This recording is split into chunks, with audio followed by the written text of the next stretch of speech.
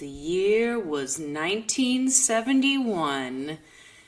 We were but a twinkle in our parents' eyes. If that. If that at all. And when they wanted to go see a movie, they had a couple of choices. Yeah. The Abominable Dr. Phibes. And, well, actually, I think A New Leaf came out a little bit earlier.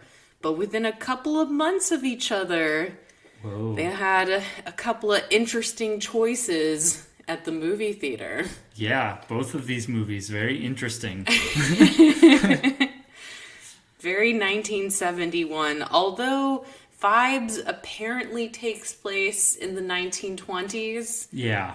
Although I feel like they are not, really purists when it comes to historical accuracy. Yeah, I didn't really keep track of all of that. It felt very 70s. Oh, yeah, no, especially Joseph Cotton's home/doctor's office. But yeah, 1971. What was going on in 1971? Unlike the main character in A New Leaf, I'm not a history major. So I'm not sure how to... I didn't know that it was that easy to become a professor Right. if you're a rich history major. Well, I married Sonia, and then she got me a job where she works. So It tracks. tracks. It tracks. But yeah, I feel like in 1971, love was real, intense, but life was cheap. Yeah. Oh, yeah. I think it's interesting how both of these movies cross over into the opposite genre. Oh, totally. Yeah. I felt like Phibes was one of the most beautiful romances I've ever seen. Yeah, Phibes was like a romantic-based horror movie with a lot of comedy in it. And A New Leaf had a lot of, like, horror-type elements to it. It did. It definitely did. So why don't we get into it? Let's start the show. Let's do it.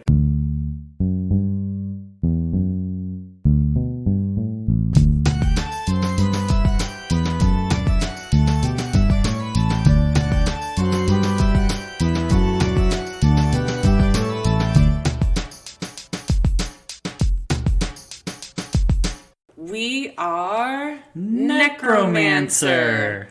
I'm Shira. I'm a rom-com fan. I'm Bret. I'm a horror fan.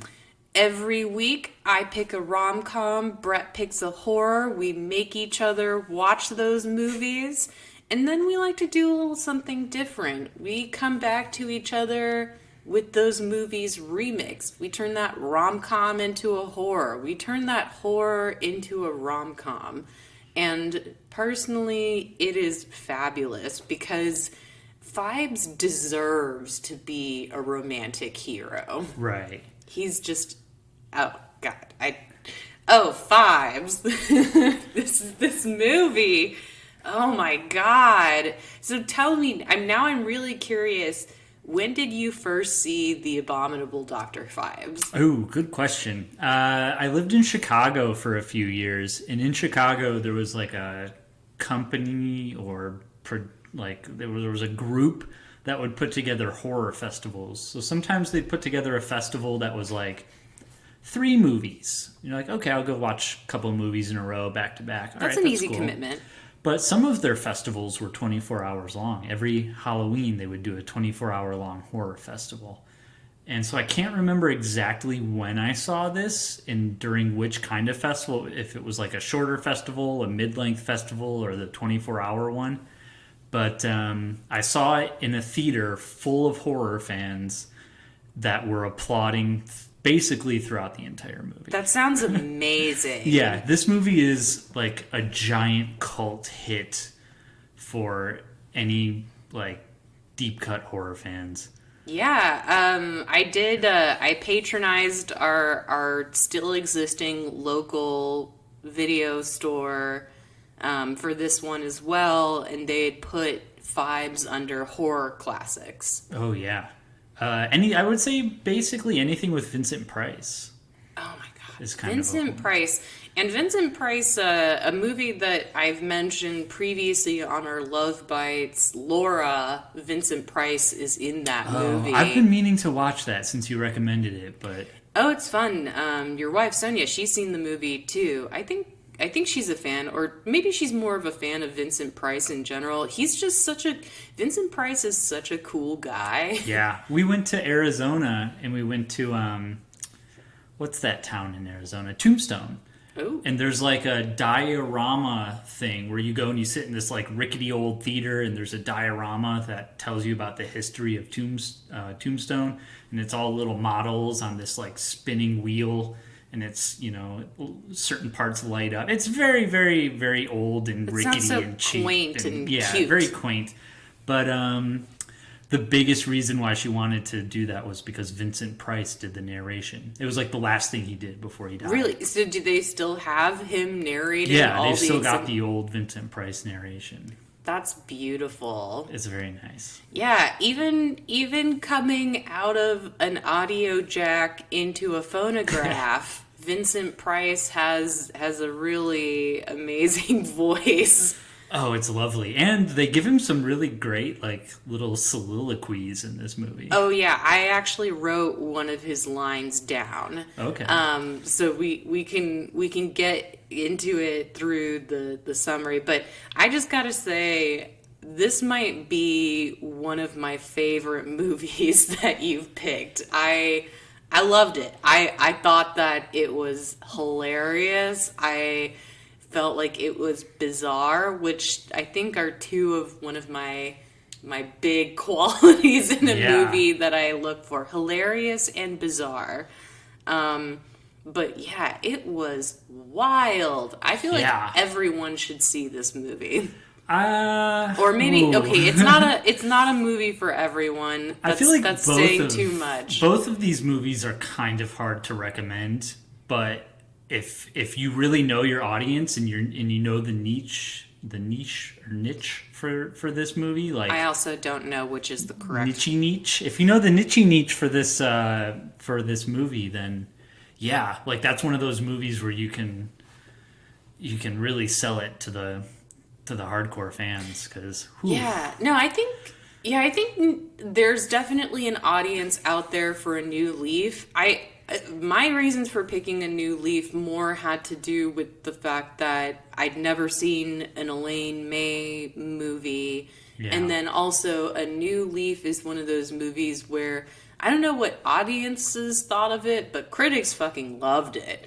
Like Roger Ebert and like people like that, and people who consider themselves like film people seem to gravitate towards that movie. And Elaine May, she used to be in a comedy duo with Mike Nichols, the guy who directed The Graduate. Mm-hmm. So it's like she's got sort of the comedic pedigree, and then also she and Mike Nichols went on to direct, several films that went on to be successful or considered classics. But I don't understand. I don't know if Elaine May directed any successful movies. I did a little bit of research on her. Seemed like a lot of her movies bombed. I mean, maybe they bombed in the box office, but they definitely come up in lists and get talked about.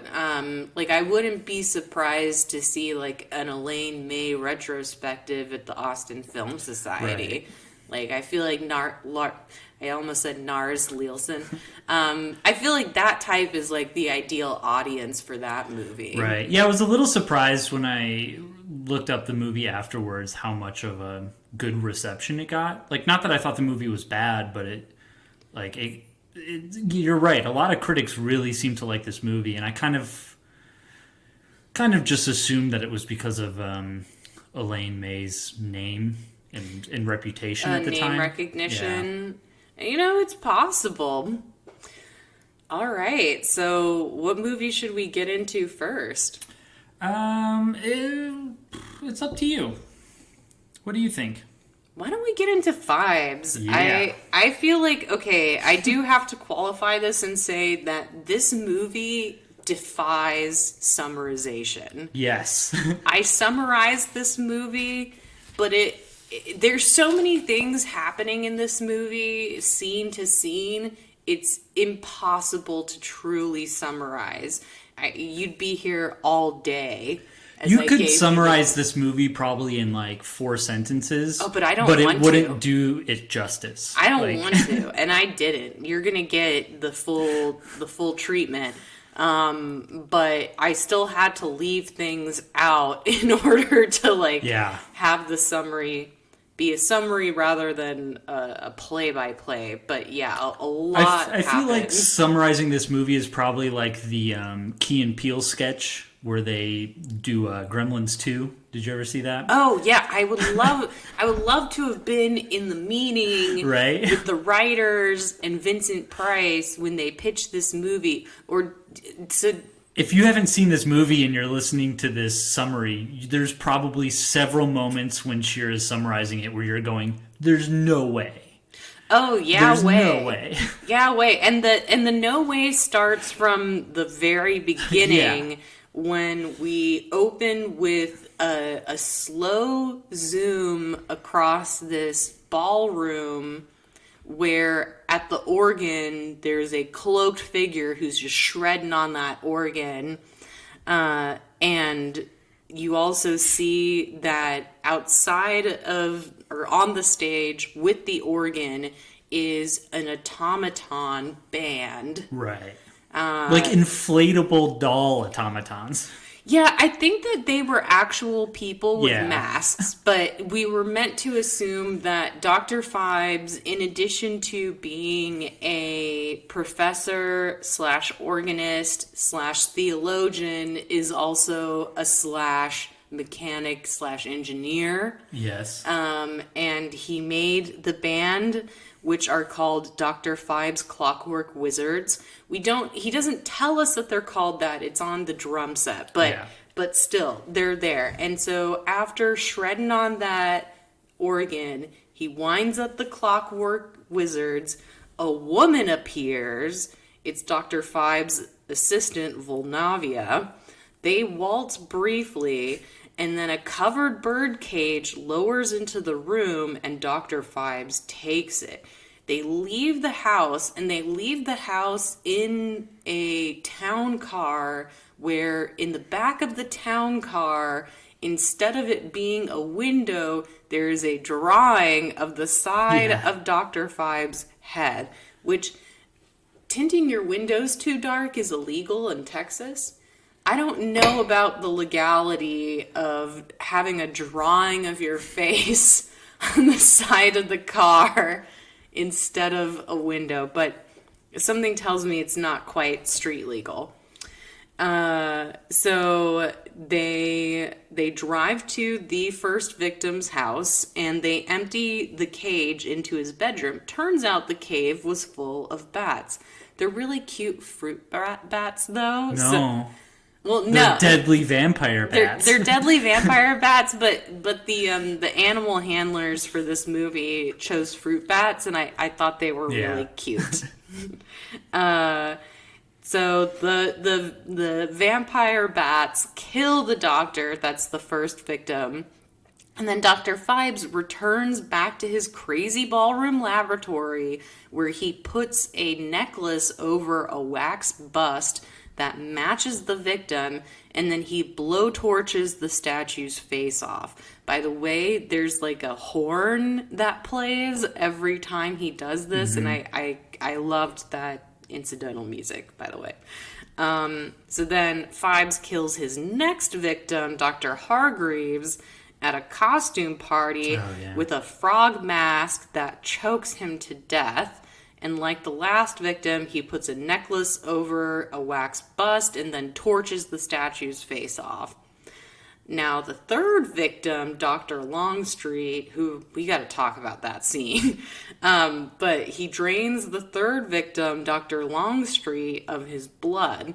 Meanwhile, the police have no leads on the killer, but they get a break when Phibes accidentally leaves the corresponding victim necklace at the crime scene.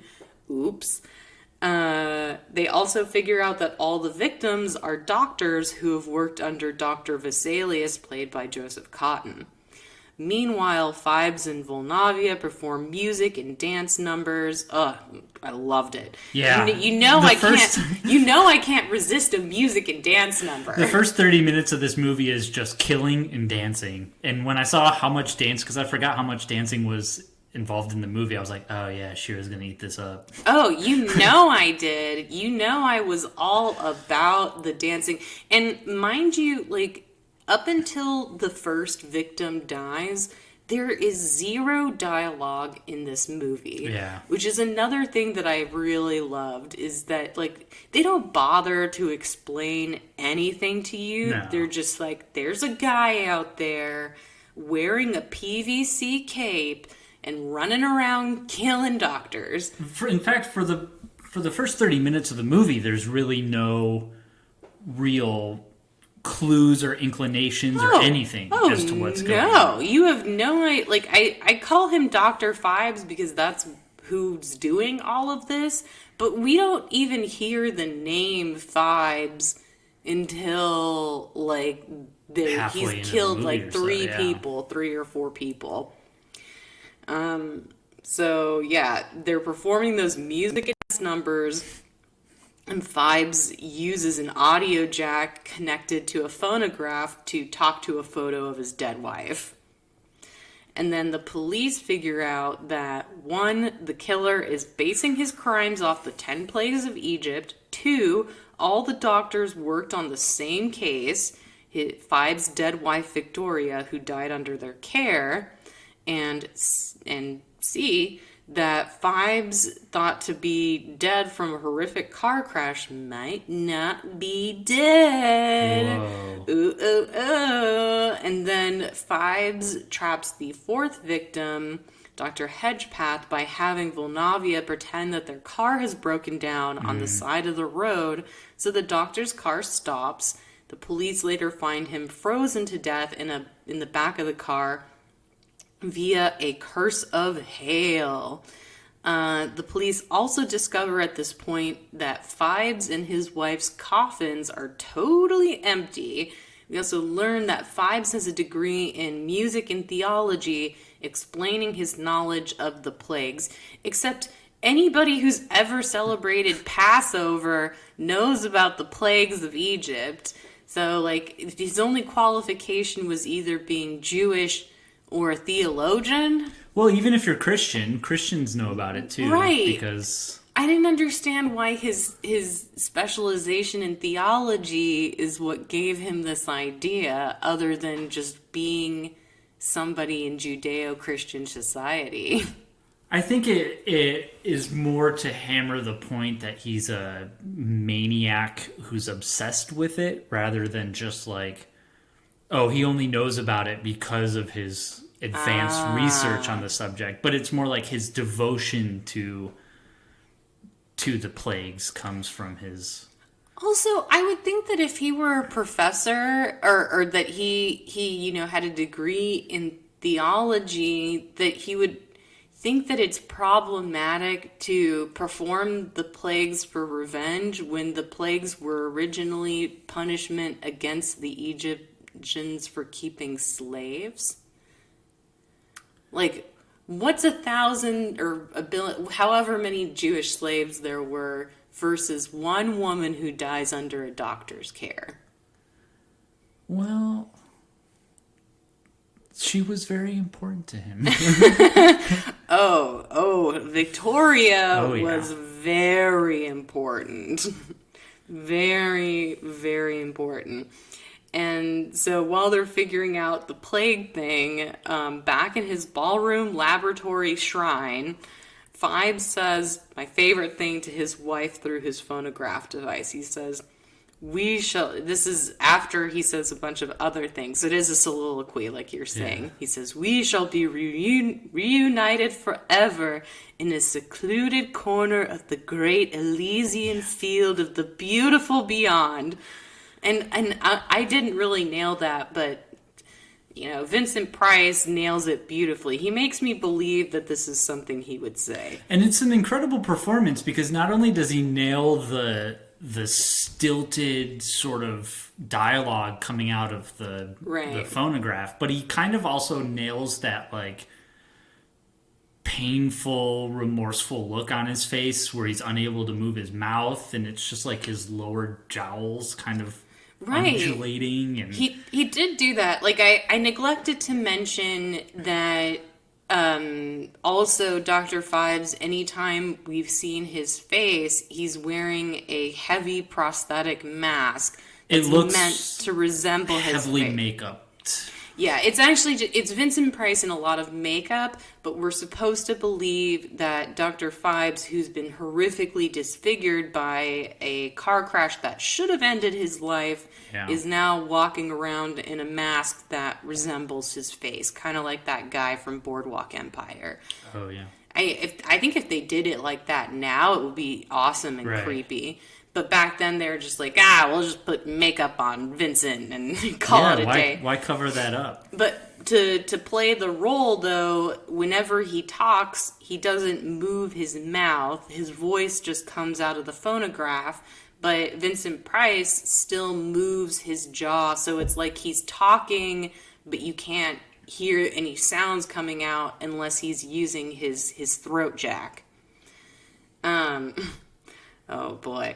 So then Phibes and Volnavia kill the fifth victim, Dr. Kataj, by filling his airplane with rats that eat him after he takes off and cause him to crash. And then the police again fail to catch Phibes. They really suck at their jobs. Mm-hmm. Like, they really suck all throughout the movie. And then Phibes and Volnavia share another musical dance sequence with a painted backdrop of Monte Carlo. I thought that was brilliant. The doctors are now trying to protect the remaining doctors, so they go to Dr. Whitcomb's club to protect him. But as soon as they open the doors to leave, the head of a brass unicorn launches at the doctor and stabs him, pinning him to the wall. Yes, the head of a unicorn catapults into the room and stabs a doctor through the wall. I just want to make sure that that's clear. This was one of the most crowd-pleasing moments I've ever seen in any movie ever. Oh, this crowd of one was very pleased. It was, because not only does the unicorn impale this man to the wall, it flies at him. But then they have to uncorkscrew the head from the wall, and you see the legs being like... Yeah, that's right. They had to turn... Because the unicorn horn is a spiral, they had to turn the entire thing around to unscrew it. And so you see from a different perspective, you see like the legs of the man sort of like going in a corkscrew motion, and it's just glorious. It really, that one is my favorite kill. Yeah. For sure. Oh, yeah. I mean, and again, like, it's not just like, it falls on him. It launches at him. There's out of nowhere. There's centrifugal force behind this brass unicorn head. And then next we see Phibes preparing a mysterious green goo solution from a shit ton of Brussels sprouts. Mm-hmm. While Volnavia silently watches before she breaks the fourth wall and looks at the audience. I don't understand that moment, but this movie is filled with so many crazy things. It's like, why not, right? So Phibes' next victim is a nurse. So the police lock down the hospital, but that Phibes is a sneaky boy. Because he still gets in disguised as an orderly. Phibes then goes to the room above Nurse Allen's bedroom, lays down a map of a woman's body where Nurse Allen should supposedly be laying down, and then he drills a hole through the floor / the nurse's ceiling, pours the green goo concoction over her, and then fills the room with locusts. Yep. So when the police find her later, she is just bones. The locusts have eaten her up. I don't know about the science behind Brussels sprout goo and locusts, but I assume it tracks. Oh, yeah, it's got to. Locusts will eat anything. Oh, really? I think so. Interesting. So Phibes back at the ballroom / laboratory / wife shrine. I really had no idea what to call that space. Right. It had it is a layer. That's probably would have been the accurate word. So Dr. Vesalius. He dials Dr. Vesalius, tells him that he has his son, death of the firstborn. Boom. It was so great when they're like, hey, doctor, aren't you worried about the death of the firstborn? He's like, no, my older brother is already dead. Yeah, no shit, guy. Like, clearly he meant your silly little son, and then dorky son who likes organ music. The police detective is like, wait a minute, what about your son? And they go ballistic. That was amazing. It's a great moment of just like pure campy cheesiness. It's the kind of thing where I did actually imagine like how Sonia would have reacted to that scene. But yeah, no, the police, on top of all of their incompetence, don't even put 2 and 2 together that the next victim is going to be Dr. Vesalius' son. And it's like, yeah, of course it is. So Dr. Vesalius comes to the ballroom and he and Phibes face off. Phibes has designed a saw-like punishment for Dr. Vesalius. The doctor must surgically remove a key from inside of his son's body and use it to unlock his restraints before acid pours on the son from above in the same amount of time it took the doctors to operate on Phibes' wife.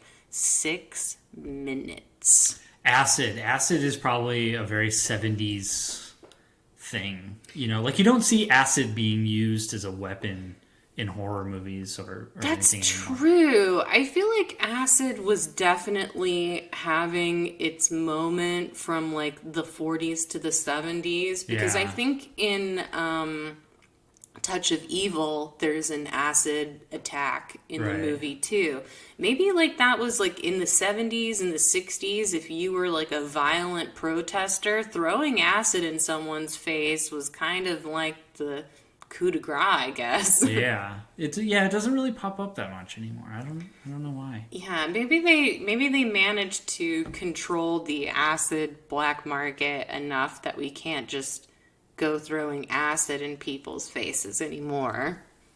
But who knows? Who knows? But yeah, the acid, definitely a 1971 punishment. Then Phibes also orders Volnavia to destroy everything while the police arrive on the scene. And his words are really funny. He's like, all right, my job here is done. Destroy everything I've created. And Volnavia, who never complains, is just like, okay. Well, she doesn't speak, so she didn't say okay. And then Phibes also taunts the doctor while he's operating on his son and removes his prosthetic face to reveal his disfigured real face before leaving the room. He kind of looks like the Phantom of the Opera, but like if his entire face was phantomed. Right. And then Vesalius, he succeeds in rescuing his silly little son. Just as the police corner Volnavia in the same spot the acid falls down, she screams and presumably dies. I'm not sure. And then Phibes puts his prosthetic face back on, walks to an opening in the floor where his embalmed wife is laid out, lays down next to her. He then puts a needle in his arm, and we see that blood is being taken out of him while embalming fluid is pumped in. The lid lowers over them automatically and merges with the floor, just as the police and Vesalius come down, and now they're standing over Phibes' hidden grave. They don't know where he is. We get roll credits to Somewhere Over the Rainbow. Of all the songs end on, we end on Over the Rainbow. Oh my God, this movie! I don't even, like, again, it Like I said, it defies summarization. That was the longest summary I think I've done since The Hitcher. Yeah. But that wasn't even all of it. And it all fits in an hour and a half. Yeah. Yeah, you would think that with the amount of things that happened in this movie that it would be like 2 hours long, 2 hours and 10 minutes long. But no, it's just like an hour and 40 minutes. It's just going from the very beginning. Yeah, it moves. A lot of the death scenes are very matter-of-factly. And there's, I don't know, there's just a lot of dancing and killing. That's really what the movie is. Yeah, it is a lot of dancing and killing. And again, like, there's really, like, the thing I think I liked the most about Phibes is they don't try to explain anything. Like, we learn that it's doctors and Phibes and he wants revenge and all that, but nobody explains the dance sequences. Nobody explains where Volnavia gets those ridiculous hats that she wears in the movie. Like, his assistant wears a series of fur hats, and then in the end of the movie, she wears a hat, like a pink hat with a bunch of, like, long needles sticking out of it. Yeah. And yeah, you never learn. The one thing that was the biggest mystery to me is how Volnavia fits in all of this. So the doctor's wife dies. He conceives his plot for revenge, and his trusty assistant helps him through the whole thing, and then she's also his female dance partner through all the musical sequences, but we never learn her motivation for helping the doctor. Yeah, I was looking it up. I don't know if it was on IMDb or Wikipedia, but I think the original plan was to make her another automaton. Oh, so she's really just a robot? She's just a robot, which is why we probably never see her acid face, because it was meant probably to meant reveal to reveal like a that would have been Terminator so cool. endoskeleton. Yeah. Oh yeah, Terminator skeleton. That's interesting. So this movie could have been longer. Like, are there scenes on the cutting room floor? I can't imagine that much got cut from this movie. A lot got cut from A New Leaf. Like, a lot. Yeah, that movie was 3 hours long. Something like... That's crazy. And they were like, no, it's not. No, it's not. Yeah, that good call. From 3 hours down to an hour and 40 minutes. Cause right. Yikes. Yeah, but yeah, with Dr. Phibes, I wouldn't have minded another 30 minutes of music. Maybe you would have minded, but right. I would not have minded another 30 minutes of dance and musical sequences with the Doctor and Volnavia. But yeah, her being an automaton makes a lot of sense. Yeah, that tracks for sure. Yeah, I don't know. This movie really carries on Vincent Price's performance. Oh yeah, he's like the whole movie. Man, just that guy is game for anything. Yeah, I really want to wonder like how many words did they get through before Vincent Price was like, yeah, I'm signing on. Right. Like, were they like, you play a professor, organist, theologian on it. Got it. And he doesn't deliver a half-assed performance. Like, he's all in. No, he is fully committed, which is, again, like, I've spoken many times on this podcast about my negative feelings towards realism as like a kind of aesthetic position. Yeah. I really like that Vincent Price completely just he knows that he's in an absurd movie and plays it completely seriously. Which I thought that was so great. Yeah. There's another movie that he did called Theater of Blood that is very, very similar in the sense that it's basically just an hour and a half of Vincent Price killing people. That's awesome. And there's no real story to it. It's just a basic revenge I'm just going to go and kill people. And it's just set piece after set piece after set piece, which is kind of what this movie is. Who do you think is the Vincent Price of our generation? You know, I was kind of thinking about that, and I've been watching a lot of It's Always Sunny in Philadelphia lately, because I've watched like seasons 1 through 4 when it first came out, and then I stopped. So I wanted to go back and rewatch it. And Danny DeVito.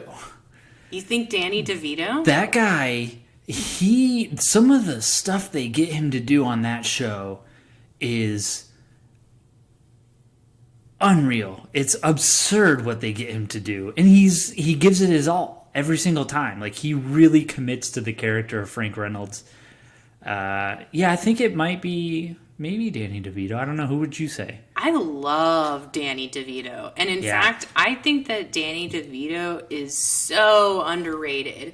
There are a few different 80s movies that Danny DeVito completely made amazing. He's in a really great movie called Renaissance Man, where he has to teach these like army brats how to read Shakespeare.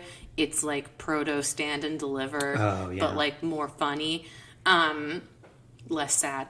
But yeah, Danny DeVito, I think you could maybe say Nicolas Cage, except I would, not to dog on Nick Cage, but I think that Vincent Price and Danny DeVito too are better actors.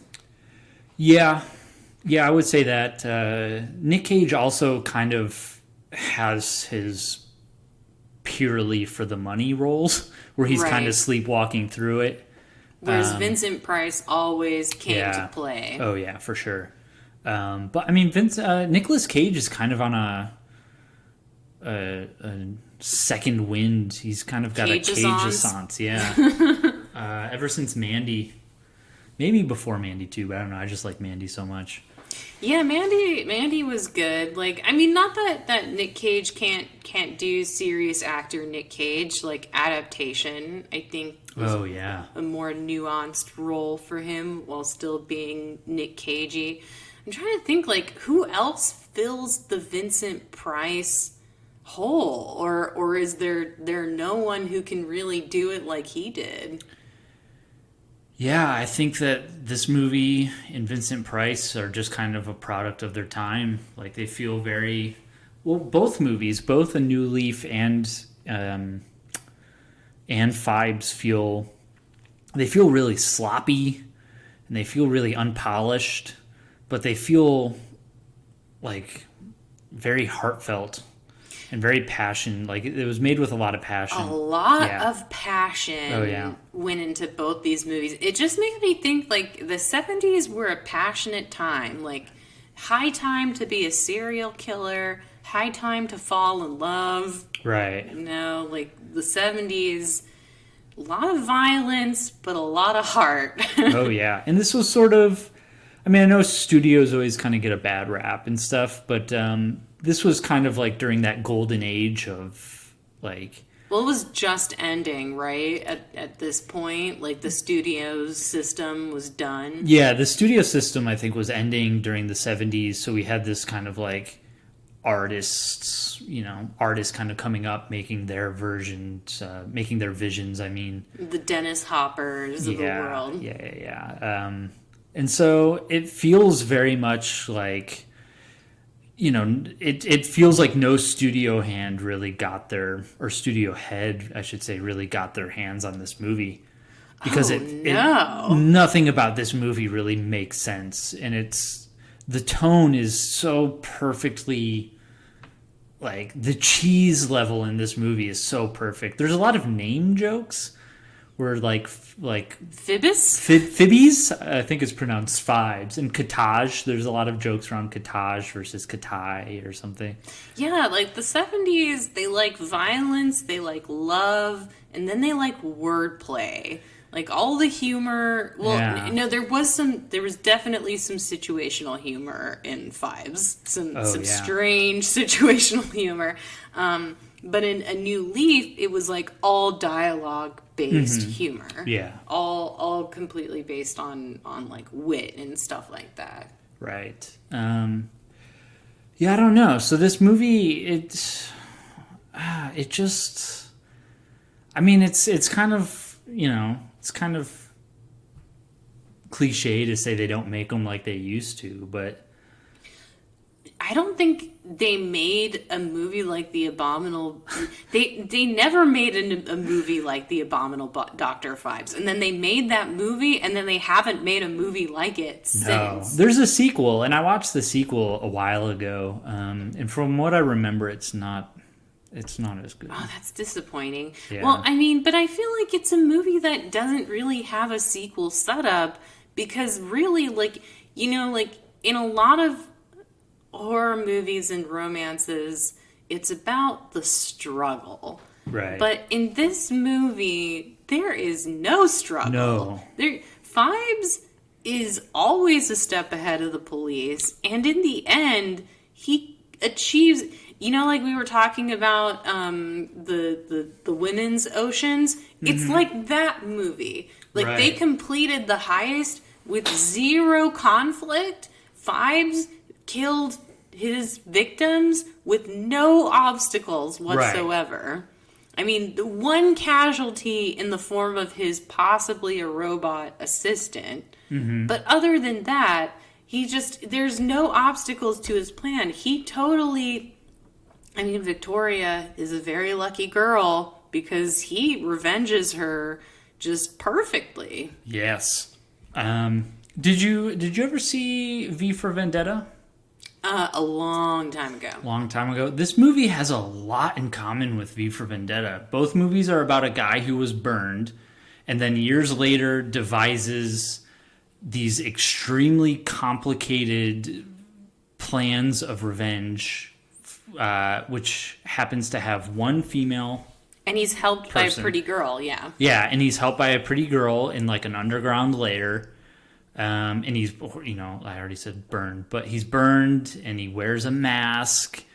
And it's weird how much this movie has in common with V for Vendetta. Is the guy in the movie? It's Hugo Weaving, right? Mm-hmm. I can't believe I remember that. Why isn't Hugo Weaving out here doing Vincent Price stuff? Like he was Agent Smith. Yeah, he's amazing in that. He was V for Vendetta. I don't even know what that guy's. I know it's like a Guy Fawkes mask, but I don't know what the character's name was in the movie. The name was just V. V. Yeah, and there's a lot of V names in this movie. Oh, Victoria and Venavius. Yeah. No, that's true. But yeah, God, no, there has never been a movie like this. Like, maybe it's like something with the English people, because this movie was made in England and then written by an English screenwriter. Something's going on across the pond during the 70s. Something, man. They made some crazy horror movies in the 70s. They did. I haven't seen that many like 70s British horror movies, but there was a 70s, or not 70s. There was a British noir I watched once where the plot was an evil doctor keeps his wife's boyfriend as a hostage in his underground lair for like months. Of course. But yeah, like it's like this is not something that we would think of, but over there they're like, yeah, of course. Yeah. And then also the wife's name in that movie is Storm for some reason. Whoa. That's unique. It is very unique. But yeah, freaking Phibes, man. I wanted to talk about this scene with the doctor he drains of blood. Oh, who yeah. Prior to that is looking at old-timey porn. Right. Yeah, he's got a hand-cranked projector that he has to crank in order to watch a... Yeah, and like we thought broadband was bad. Right. But apparently in the world of Dr. Phibes, you have to get an actual film reel and then crank that film reel. And the doctor is such a horn dog that when when what's the assistant's name? Volnavia? When Volnavia shows up and like quote unquote seduces him, he gives zero. Yeah, he gives zero pushback to that. He's just like, "Oh, you want me to sit down? You want to tie me up? Do whatever you want." In this pre-Time's Up world, Right. any woman can walk into a stranger's house, and if you're attractive enough, he will be stunned into stupidity and Right. let you murder him. Yeah. Yeah, I thought that was a pretty funny little gag too when she shows up and he's like the crank pulls out, but he's still cranking it, and then she takes the crank away and his hand is still going. Like, this movie is really silly, really good. It's so silly. Yeah. But I like how silly it is. Yeah. I'm and here for it. It's not silly enough to be like spoof material. It's just silly enough to just make it's the silliness is just enough to make the over-the-top kills seem normal. Well, the movie basically spoofs itself. Like, I guess you could qualify this as a horror comedy. I definitely don't think it's the intention of the movie to be taken seriously. No, they're having a lot of fun. I mean, and then, just like a lot of questionable science, like the Brussels sprout goo. I like how all those Brussels sprouts come down the main pipe, but then Volnavia comes over with a small little basket and he's like really picky and choosy about which ones go in. Like, what about all those that you just dumped in there? You just dumped like 8 dozen of them in there and you're picky about these 3 or 4? He'd already sorted through that batch. Oh, I see. Maybe. I see. But it's just like, it's so, and the death by unicorn, that really, out of nowhere, the beast plague, right? That's what that was meant to be? A unicorn is a beast? Sure. What would you call it? I mean, it's, well, it depends on your unicorn lore. In the last unicorn, she's also a pretty lady. Oh. Pretty ladies can be pretty beastly in their own right. That's true. Yeah. No, just ask the girls from Ginger Snaps. What was I gonna say? I completely blanked. Unicorn. Yeah. And then I loved all of the music in the movie and the music that played every single time he torched a wax figure. Yeah. This whole ritual that was designed for the movie is so strange. Like, I wish I could have been a fly on the wall in the room when they were coming up with this movie. Was there a lot of coke? Like, because I know coke just became big in the 70s. Like, that was when it was really on the rise as a trending party drug. Right. Yeah, I don't even just to be part of the making of this movie, just to be a part of, like, you know, building all these sets and then... Yeah, the sets are insane. Where did they get the idea for his lair? It's one of the greatest evil villain layers. Again, in addition to all his hyphenates, Dr. Phibes is also an engineer, apparently, because he can make his automatons, a hydraulic lift for his organ. Right. And a very complicated final resting place, like a final tomb for him and his wife. And it's very ornate. You have that sun and the moon and earth. It's kind of cultish and... Oh, yeah, no, it was the final plague, darkness. Yeah. Darkness falls on the land. I wasn't sure, though, if we were meant to think that the police and the doctor got trapped inside of his lair after he said... No, it was just that he got away with it. Right. Okay. Yeah. All right. Should we get into some pitches? Yeah, I want to know, though, who did you have a crush on in this movie? Okay, crushes on this movie? Vincent Price, I think. I really want a love like Phibes has for Victoria. Right. Like, undying love. An undying love. Like, you know, like Like some people, like P.S. I Love You, the husband dies, and then he wants to help his wife find new love. Screw that. No. Screw that. No. If I die and it's foul play, I want my lover to take revenge for me. If you are not ready to kill 10 doctors via plague-based crimes, then you don't know what love is the way that Dr. Phibes does. What put you over the top for Vincent Price as your crush? Was it when he drank the wine through his little nozzle hole? Oh, in I his love neck? that. What a great little God. touch. Yeah, I'm so glad you brought that up because I need people to know that happened. Yeah. That he drank through his hole while staring into Volnavia's eyes. You know, what really tipped me for him was his soliloquies to his wife. Yeah. Like 9 by 9, dead at 9. and then I will have fulfilled my purpose. But yeah, he was really devoted to her. Yeah. I mean, I did kind of feel like if Volnavia were a real girl who loved the doctor, then she was getting the short end of the stick. Just because, Right. Like she's loyal to this guy. Like, what if Victoria wanted him to move on? Yeah. But no. I loved his devotion to his wife and Very romantic. the seriousness of it. Yeah. Yeah, I would have to say my crush was, I really could have used at least one more scene featuring the necklace maker. Oh yeah, that guy was really cool. He the police captain or the detective was like totally oblivious to everything and questioning everything, but the doctor was very matter of fact about it. And the doctor's a he way made him better see kind of investigator.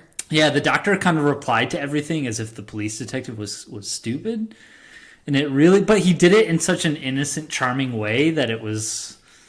Yeah, no, that's like a good side character. Like, I feel like you're good at writing those too. And it's like any movie as campy as this one, you've got to have at least one wacky side character that they interview. Yeah, that side character is a good example of having a scene that's just perfectly sort of encapsulated, where everything about that scene, it starts off with a great little dialogue moment between them, and then it ends on a cool little note, a fun little note. So that whole scene is just like, it just tickled me.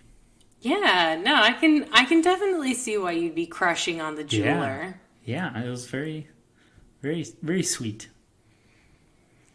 All right, so do you want to? I'm curious. Do you want to show me your Phibes rom-com? Yeah, both of my movies are very messy, so I might be making some of this up on the fly or trying to take my convoluted outline and sort of make sense of it as I go. That's okay. I didn't finish my pitch for the horror version of A New Leaf. That was very hard. It was really hard. But yeah, no, I will be doing the same thing. Yeah. You're in good company. But this, yeah, like I said, both of these movies feel like they really they cross territory already. Uh-huh. So it was hard to make a remix version of it because it already felt like it dipped its toes. Yeah, no, I can definitely, like, I took a different angle on A New Leaf because there was already a murder plot. Right. But yeah, like, you kind of have to decide based on what's already there what you want to lean into. Because, like, the romance elements in Dr. Phibes are really strong. Yeah. So my movie's gonna be, oh boy, it's gonna go into some pretty crazy territory. Awesome. So we start off in England, of course. What's the name? There was actually going to be a movie after the sequel to Dr. Phibes, which is called Dr. Phibes Rises Again. Ooh. They did plan on making a Bride to Dr. Phibes. Hell yeah. So I'm gonna name my movie Bride to Dr. Phibes. Yes. And this takes place in England, and Dr. Phibes is a world-famous doctor / organist, And he starts off playing a song to a full crowd, and it's very very intense and operatic and theatrical. But then he invites his wife on stage to sing for their anniversary, and it's a lovely little duet. And his wife is a world famous songwriter / singer. But at the very end of the song, as Dr. Phibes hits the very last note, she collapses into a coma. No. Yeah, and it's their 24th anniversary. No. So it's a big, hectic moment. The crowd gasps. Dr. Phibes is taken aback. This is the love of his life. 24 years together. It was supposed to be a special little moment, and it ends in just utter tragedy. So Dr. Phibes takes his wife to a hospital, and they do a bunch of tests, and no one can tell him what's wrong with her. So Dr. Phibes goes and tries to play at his next concert, but he fails miserably, and he must excuse himself, and there's a lot of chatter and gossip and stuff like that. So Dr. Phibes is basically ruined. He can't play organ anymore. He can't do surgery anymore. He's basically totally useless without his wife. So what he decides to do is, because he's like super rich in this movie, just like how Dr. Phibes has unlimited money in the original movie, he decides to go on a global tour to find a cure for his wife. Of course. So the very first place they go to is they go to Italy, right? They go to Rome, and they go, and he decides he's going to heal his wife through the power of prayer. So they go to like the Vatican, and they meet up with like a bishop or a cardinal, or I don't know who's like, I know the Pope is on top, right? One of the pointy hats. But yeah, they go to one of the pointy hat people, and Dr. Phibes sort of like puts some money under the table, and he's like, hey, if you can get some monks to worship or to pray for my wife, that would be great. So the bishop accepts the bribe. Of course, the Catholic Church would always do that. Oh, yeah. Yeah. And so they devote a whole monastery to just praying for the wife. And the wife miraculously wakes up. Ooh. But she's a little like, she doesn't feel quite herself, right? Ooh, like, she a little pet cemetery. Yeah, no, it's mostly just like they go on a date. Maybe she really likes the bread and wine. Maybe she really wants fish. Maybe she like orders fish for the whole restaurant. Like a lot of Catholic-y type stuff is happening. Jesus symptoms? A lot of Jesus stuff going on. And so, but then all of a sudden they're on their date, and it's very quirky, and the wife isn't quite acting right, but Dr. Phibes is just so head over heels in love with his wife that he's just happy to have her back. But then all of a sudden she collapses. So he goes back to the bishop or the cardinal or whatever, and he's like, hey, what's going on? And he's like, oh, sorry, it's Pope's orders. We all have to start praying. There was like an earthquake over in Burma or something. So they stopped praying for her? They and stopped she got praying sick for the again? wife because of an earthquake, and they have to pray for the survivors of the earthquake. Fuck this earthquake. So they stop praying for the wife, and she falls back into the coma. Ugh, yeah. No. Whatever are we going to do? So Dr. Phibes takes his wife to Africa, where they meet up with a witch doctor. And the witch doctor puts a magic spell on her, and the spell will keep her alive as long as the witch doctor is alive, right? Oh. So they go on like a safari, and maybe, there's other ways where like the wife is just not acting right. A lot of like silly little gimmicks and physical gags and stuff like that. Okay. But then all of a sudden she collapses. What? So Dr. Phibes goes back to the witch doctor, but it turns out, there's a bunch of villagers there, and he's like, what happened to the witch doctor? And it's like, oh, he was eaten by a lion who was possessed by the ghost of his brother. What? Right. So the witch doctor is dead. So now we go to South America, and he meets up with a mad scientist who develops a concoction that... Is it a Nazi scientist? Well, he meets up with a scientist who develops a concoction, and it's kind of like a Dr. Jekyll, Mr. Hyde type thing. But as, so they pour the concoction into her mouth, and she's got to drink the concoction like, once every 24 hours, or else she'll fall back into a coma. But as she drinks the concoction, she starts to develop some very Nazi-esque tendencies. Oh no! But Dr. Phibes is very head over heels in love, so he kind of, he excuses some of these things. But then this is going to make Thanksgiving really awkward. She falls into a coma. They go back to the mad scientist, but the mad scientist was run out of town, presumably for building a sort of Frankenstein-esque Nazi Hitler monster. And so then they go to Japan, and they go to like an ancient village where one of the ancient elders gives them a special remedy. But the wife is acting very strange. She's very hungry. She can't stop eating. She really wants to go to water and lakes, and she starts drinking all this water and stuff. And it turns out that what they gave her was a parasite. Oh, and so it's not his wife that he's dealing with. It's the parasite that's controlling his wife. So Dr. Phibes has to wrestle the parasite out of her nose and pull this like giant worm type creature out of his wife's nose. I feel like I've seen somebody do that in a movie, but I can't remember which one. Pull a parasite out of someone's body? Ugh. I don't know. There was a movie, did you ever see Blade of the Immortal? No. That's about a samurai who has these like bloodworms, and they make him immortal, and he has to like kill 1,000 bad guys before he can. It's pretty cool. That does sound cool, but no, I didn't know about that. And so then next he goes to California, where he meets up with this what do you call it? Like a startup kind of guy, and this guy develops a special crown type thing that they attach to her head. Okay. And Metropolis style. Right. And so then as they're out on their date, it's just really weird because she keeps asking for him to consent to permission to do stuff. And like anytime they're like out at a store, she starts like sort of regurgitating advertisements to him. And so it turns out that the wife, the device on her head is sort of like a transmitter? It's like transmitting all of their personal data to someone, and she's basically like a Russian satellite. Right. So he basically has to agree to these terms and conditions, but in the process, it's like, you never read the terms and conditions. I know. It's like, not only do you get your wife back, but every 10 minutes you get a commercial, or you get, your data's being tracked. Fucking Mark Zuckerberg.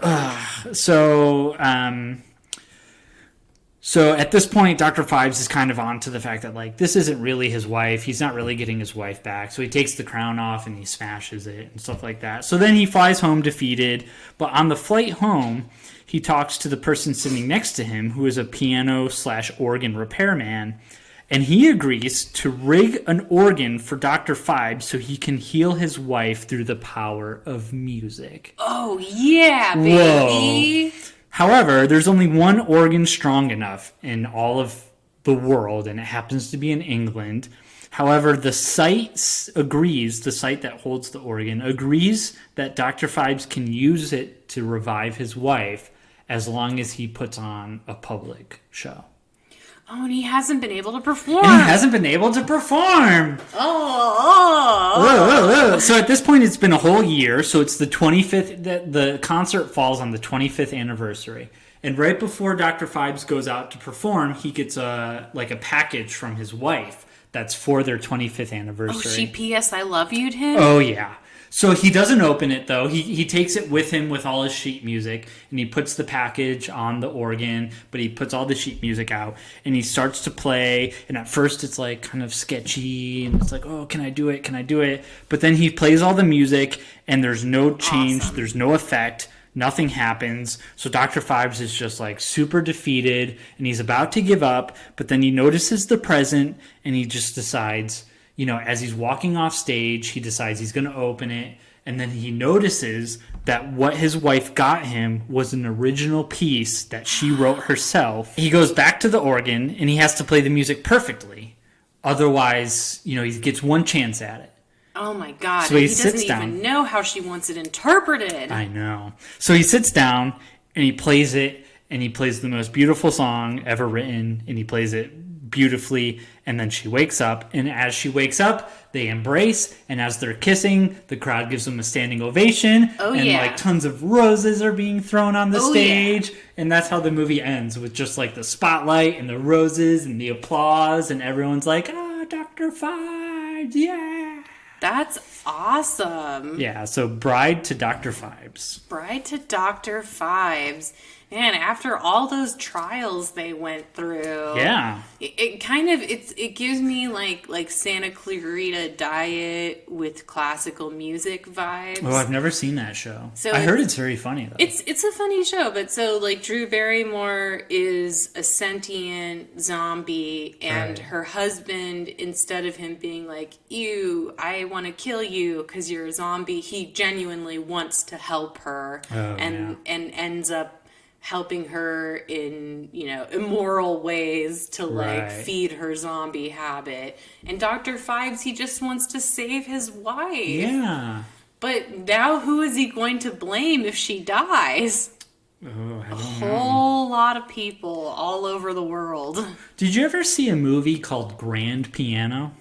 Grand Piano? No. Yeah, this movie kind of takes a little bit of inspiration from that. Grand Piano is with Elijah Wood as a piano player and John Cusack. And Elijah Wood had a terrible performance, but now he's coming back, and this is like his big comeback. And he goes out on stage, and as he's playing the music and he flips one of the pages, one of the notes is circled, and above it is written, "Play one wrong note and you die." Oh yeah, I remember hearing about this movie. And then he gets a little earpiece, and John Cusack is a hitman who's got a gun trained to his head like a sniper rifle, and they kind of talk about back Does and John forth and Cusack stuff, and just want his favorite soloist to be better again? it's a crazy movie. The movie is batshit crazy, and That does sound it's pretty written crazy. it's written by Damien Chazelle, who did Whiplash and La La Land. Yeah. He didn't direct it, but the movie is beautifully directed. There's a lot of cool one-shot takes, and it's very colorful and very kinetic. So yeah, Grand Piano. Play one wrong note and you die. That's hilarious. What's funny though is like in classical music, I think that there's an assumption that the more correct notes you play, the better you are as a player. And maybe that can be true for piano, not to dog on the piano, but in a lot of ways, like it really, like how well you play has less to do with playing the correct note. Like you can play the correct notes, but if you have like bad intonation or your expression is wrong, then the music can still sound bad even though you're playing all the correct notes technically. Yeah, it's like Black Swan, right? Like Right. at Natalie Portman in that movie, she has all the moves down, but does she really feel the character? That's right. Yeah. Seduce me. You must seduce me. Go home and play with yourself. God, that particular role in that movie is ridiculous. So similar to you, I stuck with the music theme. Yeah. Because this is very important to Dr. Phibes. Now, I decided to go back in time to the Phibes Victoria courtship. Okay. And so this is actually the romantic comedy prequel to the I don't know why I am struggling to say abominable, It's a tough word. but I want to say abdominal. Yeah. So this I'm going to call the adorable Dr. Phibes. I like it already. The adorable Dr. Phibes. So Act 1, Dr. Phibes is the youngest professor at London's Royal College of Music. He's a double specialization in organ and theology, and he's extremely wealthy. But Dr. Anton Phibes is also lonely. One day, Anton is walking by the practice rooms and judging all the playing he's hearing. Like, he's like, oh, this guy's bad. This one, oh, you're not playing to the rhythm. Like, he's just judging everyone. But then he hears the sound of somebody playing the violin very beautifully. And it's Victoria, Dr. Phibes' future dead wife. As soon as she notices she's being watched, she doesn't want to play as well, and her bow starts shaking. Victoria has debilitating stage fright. Ooh, no. So Phibes sees this and he mentions it, but he comes off as rude. So he comes off as rude and pretentious. So Victoria gets angry and she demands he leaves. But then Phibes cannot stop thinking about Victoria over the next few days. Every time he sees her, he stares. And then she starts to notice too, but she's like a little bit freaked out by it. Yeah. But one day, Phibes walks up to Victoria on the quad where she's sitting next to a fountain, but he startles her and she accidentally pushes him into the fountain. Uh-oh. So Victoria then helps him out, but then she gets angry because she still thinks that Phibes has been staring at her because he thinks that she's a bad musician and she doesn't belong at the conservatory. But Dr. Phibes, he doesn't want to reveal that he's obsessed with her, so he looks at a nearby community board for inspiration. There are auditions for an upcoming Felix Mendelssohn concert, and he tells Victoria that he thinks she should audition. Victoria says she can't because of her stage fright, and Dr. Phibes claims to her that he can cure it. So that's the setup. Now we get into the second act where Phibes has Victoria meet him at his house every night for stage fright lessons in his big, weird ballroom. We learned that Phibes built the automatons originally so that Victoria could practice playing with an orchestra and in front of an audience. That's why there are no string automatons, though I feel like getting an automaton who can play the violin is probably going to be difficult anyway. And then Phibes, he's kind of a grumpy teacher, but he and Victoria still grow close during their sessions. And then audition day comes, and Victoria plays her heart out. She doesn't get the soloist position for the Mendelssohn Violin Concerto part of the concert, but they do make her the concert master. So that means that she's basically the second best violinist to the soloist. When he makes the automatons as part of her audience, does he design it so that the automatons are like rowdy? I don't know. So it's like a distraction almost? Maybe, like you have to maybe play through the distraction? Maybe he does that, or maybe he makes them nice. Yeah. But I'm not sure. He does want to help her. Yeah, so she's concert master. She goes to Phibes' office to share the news, but then she stops short because she sees Phibes embracing and kissing another woman. What? And Phibes sees Victoria and tries to explain, but she runs away. Yeah. So, like, he had a girlfriend this whole time? What the hell? They haven't done anything yet, but the emotions are there. There was an implication that they were together. There are feelings. So we get to the night before the Mendelssohn concert, and Victoria has been avoiding Phibes. We also learn that the violin soloist has come down with the flu, and that means that Victoria now has to take her place. Whoa. So she's super nervous. And she's still in the practice rooms late at night, and that's where Phibes finds her. He goes into the practice room, bars the door, demanding she let him explain.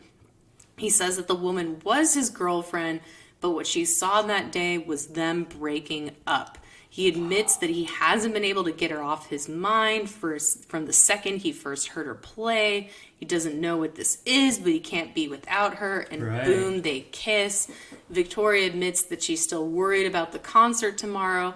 And then Phibes relaxes her by waltzing with her in the practice room. Because dancing is a huge part of their courtship. So with Phibes' love and her confidence restored, Victoria rocks the concert the next day, and Phibes is ready with a bouquet of roses and some kind words. Victoria tells him that if he's going to be with her, there's one more thing he has to know. She has terminal cancer No! and will be operated on in the next few months. But Phibes assures her that with his money, he can assemble the best team of doctors in the world. Yeah. And that's where it ends, because it's a prequel. Right. Yeah, I like that. Yeah, so they had a wonderful love and courtship, and even though Phibes is super devoted to his wife post-death, I wanted to make it clear that their courtship wasn't conflict-free. Right. Like, maybe they didn't get along. Maybe Phibes had pants feelings for Victoria in spite of himself. Because he was already engaged in another relationship, and maybe he only wanted to help her with her music, but, then you catch feelings and all bets are off. Oof. Yeah, it's tough. Yeah, Relationships are hard. Once you catch feelings, it's really difficult to proceed with your murder plans, is what we've learned. So, let's get into A New Leaf, which, by the way, was in the comedy section. Okay, yeah, It this movie is... It's a comedy. It is a comedy, but it... Again, really, all the humor comes from wordplay, pretty much. Yeah, I would agree with that. How would you summarize this movie? Well, I would say Henry Graham is a spoiled rich gentleman living off of his father's inheritance/business. However, after many attempts to reach Henry and get through to him, Henry's lawyer explains to him that he is officially broke and has zero money left. Because he kept selling all of his shares. Yeah. Well, who gave him the right to do that? Henry did. Henry briefly contemplates suicide before coming up with another brilliant idea, marrying into wealth. Henry borrows $50,000 from his uncle under the condition that he must pay it back in 6 weeks or his uncle gets everything Henry owns. The first 5 weeks are spent going on comically disastrous dates, which causes Henry to lose all hope. Things start to look up for Henry, though, when he meets Henrietta Lowell, a clumsy botanist professor who has a large inheritance of her own. Henry attempts to date Henrietta, but he finds himself more babysitting her due to her extreme clumsiness. Running out of time on his contract with his uncle, Henry proposes to Henrietta, who enthusiastically accepts the marriage proposal. Henrietta's lawyer tries to talk her out of it, assuming that Henrietta is just in it for assuming Henry is in it for her money. Henry's uncle even sends the lawyer a copy of their contract, but Henrietta remains oblivious to Henry's true feelings towards her, despite being confronted head-on with this evidence. Yeah, he explains it away kind of brilliantly, though. Yeah. Well, she's very naive and innocent when it comes to people around her. Right. Henry and Henrietta wed and go on their honeymoon, where Henrietta thinks she may have discovered a new species of fern. Meanwhile, Henry starts researching ways in which he can kill Henrietta and make it look like an accident so he can rid of her but keep all that sweet, sweet money. As Henry moves into Henrietta's mansion, he discovers the house staff have been swindling Henrietta out of money for years and fires all of them. They go to Henrietta's lawyer upset, but he convinces them to drop it as he is also involved in the swindling. Henrietta reveals to Henry that the fern she discovered was indeed a new classification of species and informs him that she has named it after him, Alsophylle grahami. Henrietta invites Henry to go on her annual field trip, this time to the Adirondacks, and he joins her. While canoeing, the pair hit some rapids, and the canoe is overturned. Henry manages to make it to the shore, but Henrietta is stuck, grabbing onto some logs, revealing that she can't swim. Henry tells her to let go and he will save her, As she lets go, Henry walks away, practicing his story to the police, intending for her to drown. That's when he spots a patch of Alsafali Grahami and decides to save his wife. Upon saving her, she convinces him to teach history at the school where she teaches, and Henry comes to terms with his new relationship with Henrietta, and the two walk off into the sunset together. That's the basic plot of the movie. I kind of skipped over some of the silly gags and all that stuff. I figured you probably had your favorites that you'd like to point out. I mean, honestly, one of my favorite moments was simply, so Henry and Henrietta are on a date to dinner, and I've never had this done for me at a fancy restaurant, but maybe this happens at a really fancy place. They pull out the table when Henrietta goes to sit up, and when they pull out the table, you see that her lap is covered in breadcrumbs that fall off of her when she stands up. And this is one of the most relatable things a woman has ever done on screen for me. I absolutely run into this problem in real life, and I thought that was pretty funny. One thing that I was really confused about is Henry gay or asexual?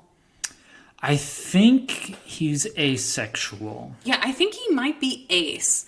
Because at no point, like there are a few points in the movie where it seems like Henrietta wants to fuck, and he is not into it. And then there was another scene before Henrietta where a woman was about to take her top off, and he was like, no, don't. Yeah, yeah, he very much seems disgusted by women.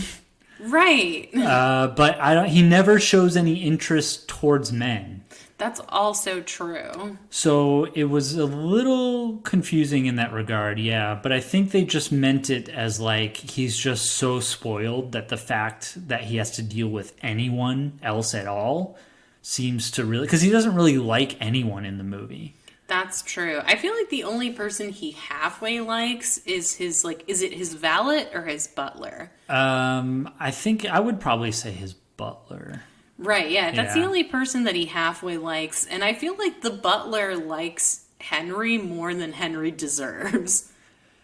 Yeah, but it was pretty funny when the butler was like, you know, I respect you for keeping traditions alive that were created since before you were born. And he's like, very few men require my services and appreciate what I do. And it's an honor serving you.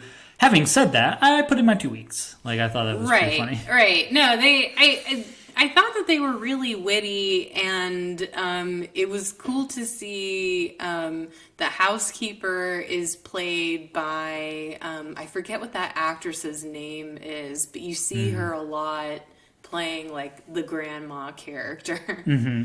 I thought she was hilarious. You know what's interesting is, like, this isn't actually the first rom-com I've seen with Walter Matthau, and I found maybe it was just the character of Henry is so strange, where he seems like he's like an asexual sociopath, where in the other movie where I saw Walter Matthau, he plays a doctor who lies to Goldie Hawn about being married because he doesn't want to have a serious relationship with her. Sure. But then when he does want a serious relationship, she can't stand the idea of him divorcing his wife and the wife being tragically upset. And so Walter Matthau gets Ingrid Bergman, who is his receptionist, to pretend to be his wife and tell Goldie Hawn that everything's okay with the divorce. And in that movie, he was more like what we've come to know as like a Walter Matthau character. Like, he's a little bit grumpy. Maybe he's a little bit ignorant of the social graces. Like, I feel like Walter... Would you say that, like, Walter Matthau in the 70s was kind of like a proto-Larry David? How would you say that? Well, because he's kind of like he's kind of grumpy and acerbic and doesn't necessarily subscribe to the I mean, I guess in A New Leaf he's very much into a particular social order, like they're servants, they're not people. Right. But in other movies it seems like he ends up getting into comedic situations because he doesn't want, like in a Larry David way, maybe he doesn't want to subscribe to the regular social graces. Or maybe I'm getting Walter Matthau totally wrong. I don't know. I guess I'd have to watch more Walter Matthau movies. I saw Who is Charlie Varick, which is a great heist movie that he's in. Oh yeah, I've heard about that movie. But other than that, I don't know if I've really seen a lot of his stuff. So I don't know. Right. That's interesting, though, that because I'm a huge Larry David fan. I wasn't picking up any vibes based on this movie. Well, yeah, in this movie, like, I would say compared to the other movie I described, like, his character is very different. Like, I don't know, like, again, like, maybe I don't have a good enough grasp of Walter Matthau's career to know what kind of characters he would play. But I don't know, like, if he was necessarily the right person to be Henry? Okay. Or I'm not sure. Like, okay, if the New Leaf were done today, who do you think would play Henry? Someone who's super rich and snobby, but I don't know. Who would you pick?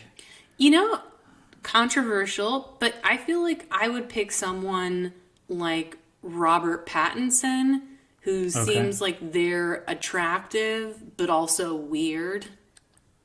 Right. Like, I feel like he could play an asexual sociopath who's pretending to be in love with a woman. Okay. I have to brush up on my Robert Pattinson too. I haven't seen his. You haven't seen The Lighthouse? I haven't. No, I haven't seen. I heard Good Times was pretty good. Oh yeah, I heard that too. But like, he's kind of like morphed from teenage heartthrob into like Kiefer Sutherland weird territory. Yeah, and it's weird. He never really was like a heartthrob, in the sense that, like, he did a lot of movies that were heartthrobby. He did was The Twilight. But I mean... But that was enough to propel him into the stratosphere. Right, but sometimes, like, movies can make an actor's destiny, like how Clockwork Orange makes Anthony McDowell's destiny. It's like he's always going to be shaded by that role. Yeah. Whereas, like, I think people are always going to be comparing Robert Pattinson against his early work. Okay. Maybe. What about Joaquin Phoenix? Joaquin Phoenix? I feel like Joaquin Phoenix could... Not only do I think Joaquin Phoenix could play Henry, I think that if there was a Dr. Phibes remake, that Joaquin could probably Phibes. Right. I think he could Phibes. Yeah, that would be interesting to get him in I wonder, Phibes. like, because Joaquin's a method actor, right? I think so. Yeah, so I would want to see how he methods. Yeah, Dr. he methoded his way almost out of a career in that one movie where he was that fake documentary. Yeah, where he was like a rapper. He was way too method. And then he got called out during the middle of filming. It got let out that it was all a gag, and so they tried to work it into the movie. That whole movie's a mess. I've never seen it. It's a mess because halfway into it, it's revealed and leaked that it's all fake. So then they have to like try to justify the movie as they're making it, and like, but it's not all fake. Like, it's just they tried to pull a Sherman's March. What's Sherman's March? So Sherman's March is a documentary where this guy starts shooting this documentary about Sherman's March being, the pathway that this Southern general took through the South. But right at the beginning of the movie, he gets dumped by his girlfriend. And so then the documentary actually becomes about him interviewing these different women about himself and trying to understand why this relationship ended. Like, he was going to do Sherman's Right. March, but then it really ends up being just a story about him trying to figure out why he got dumped. And then the women he meets or is friends with along the way who try to help him figure it out. But like that happens sometimes with documentaries where they have to change tones Yeah. in the Did you ever middle. see the Amazing Jonathan documentary? No. That was a weird one because it's like the Amazing Jonathan had like 7 documentary filmmakers all filming about him at one point. So this documentary filmmaker starts to make the movie sort of about him. About the and so- documentaries? yeah, it's just, it seems to happen a lot with documentaries, I guess. Yeah, I guess that's what happens when you're dealing with real life. This movie again, like I really don't understand why it's so critically well liked. Yeah, I mean, it kind of reminded me a little bit of Blues Brothers. Yeah, but Blues Brothers is hilarious. Right. But it just reminded me of that in the sense of like,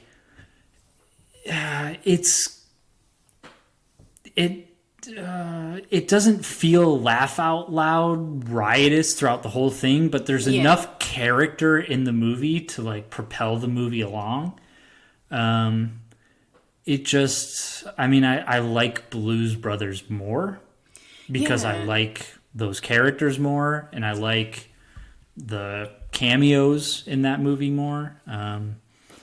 But it had that sort of proto Blues Brothers type where it felt kind of avant-garde, and like I couldn't tell if the joke was how witty the script was, or if it kind of had this like Frasier syndrome where it was like It reminded me so much of Frasier. I'm Right? so glad you mentioned after that. a certain point where you're making fun of rich people down to like the nth degree, it's like, well, are you really making fun of rich people, or are you just making a movie about rich people for rich people? Like, this movie felt like after a certain point, it's like, okay, you're so dedicated to the joke that is it really funny anymore? Right, or like I don't know. I feel like I think what we talked about with previous movies, like again, maybe this is just my anti-realism stance, but I felt like they could have gone bigger. Yes. They could have gone so much bigger with some of the jokes. Like they could have had Henry imagine killing her in several other Right. ways. Like there's a really funny, an older movie called Divorce Italian Style. Have you ever seen it? No, you've mentioned it before. But in the movie, because in Italy they have this ridiculous law where I think that if you kill your spouse while catching them cheat on you, it's like a reduced sentence or something. This must be a much bigger problem in Italy. Right, I could imagine. But so that's what the guy in the movie, like he wants to get rid of his wife, so he starts imagining how he can kill her, and then you see several, Right. like multiple iterations of him imagining how he's going to kill her, and each one of them is really funny, and they do a little bit of that in A New Leaf, but I feel like not nearly enough. Yeah, like there's a funny little scene where she's sort of strapped to a tree hanging over a cliff, pulling out a Yes! fern from the side of the cliff, and he's like in the foreground reading a toxicology book. Right. And it's like, it's a silly little moment, but I feel like There could have that been, could like, have been more. 3 other ones Yeah. like that. And it was weird at the very beginning of the movie, there's like 10 solid minutes of Henry walking around saying goodbye to all of the things he's going to miss as a rich person. Right. But then when he goes on the dates, He's still in all those places. it's like there's only 2 dates that he goes on before he meets Henrietta. Like, that should have been a source for characters and right. cameos and like comedy and hijinks, and like I don't need to see him walking around saying goodbye to rich things for 10 minutes Right. and then only have 2 minutes of date time. I Felt a agree. little unbalanced. It did feel a little unbalanced. You know what movie I think does that kind of sequence really, really well is Coming to America. Like Okay. the beginning of Coming to America, when they first get to Queens and they're going on all these dates in the club, and it's like not going well, and you get all the cameos and just all Yeah. these like ridiculous setups. And I think in Coming to America, one of the women is Arsenio Hall in drag. Like they Oh, just like sure. they like have fun with it until Yeah. finally somebody's like, "No, Eddie Murphy, you need to go to church to find a nice girl." Right. But yeah, I felt like that's what this could have been, where like it would have been just a parade of women who were all wrong in really funny, bold ways. But no, Right. they didn't. They didn't really do that. Also, I was reading up. Apparently, so the things that were cut out of this movie, Henry killing more people. Right. That was apparently something that in the original story, Henry is a serial killer, basically, but he just decides not to kill Henrietta. Yeah, I was confused because in the trivia or whatever, the Wikipedia page or something, when they mentioned that they cut it from 3 hours down to an hour and a half or down to an hour 40, they mentioned that at the end of the movie he accepts his fate with Henrietta as a sort of punishment for his crimes. Ah, And then in the version that we saw, the theatrical version, he sort of I don't know if they had to do reshoots, or I can't imagine they would have done reshoots because Elaine May wouldn't have. It sounded like she objected to it pretty hard. right. But it's like in that version, it's almost like he comes to love her and Yeah, like her. does he love her or does he Maybe love like. himself? Right. Because she names something after him and she makes him feel important. Yeah. But I mean, you definitely get the sense that like the butler is rooting for them to fall in love. Right. He thinks that she's made Henry a better person. Yeah, I really was hoping that there would be more moments. Like I think What's Up Doc with Barbara Streisand is also in the 70s, and that movie, it's just like joke after joke after joke after joke, and it Right. never stops. But you just didn't get that with A New Leaf. Like I was really surprised, especially since like Nichols and May Right. was a famous 60s comedy duo, you know, so I would have thought like we get more from them. But maybe that's just like my modern expectations. Like in the 70s, maybe that amount of jokes was enough. But for us children of the Maybe. new millennium, we just need more jokes. Could be. There's a lot of older movies that are pretty joke heavy. That's true, yeah. So I don't know. Yeah, this movie seems more concerned with atmosphere and getting the tone right of the rich culture. And it's like, but why though? Why I is think that that's more the important? joke. I think that is the joke. I Just suppose so. just like with Frasier. I'm not a huge fan of Frasier. Oh, I love Frasier. But it did definitely remind me of Yeah, Frasier. yeah. Like, particularly Henry is very Frasier-esque. Right. Yeah, I don't know. So it definitely felt like this movie wanted to be very character heavy. There's some well written lines in there. Oh, yeah. I thought it was really funny. Or the lines in particular, like, when Henrietta asked him, it's like, so are you going to always be there for me? Unfortunately so. Yeah. Or, like I said earlier, they're not people, they're servants. Right. Yeah, there were a few sort of like moments when Henry would just sort of like mumble to himself something here or there where I found myself chuckling. Wasn't there a moment in the movie, like right before he meets Henrietta, where there's a couple that introduces themselves as the Hitlers.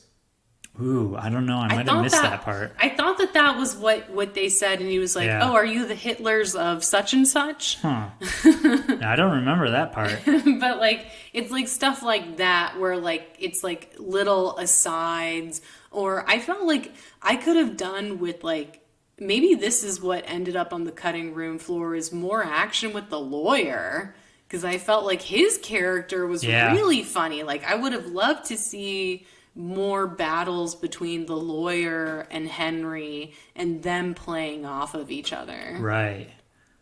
Like, I did think the wedding scene was funny, where he's like trying to make her not go up the aisle, and she's like dragging him along, and then he's crying behind them as they're getting married. Yeah, that was pretty funny. But it could have been more. I don't know. I hear you.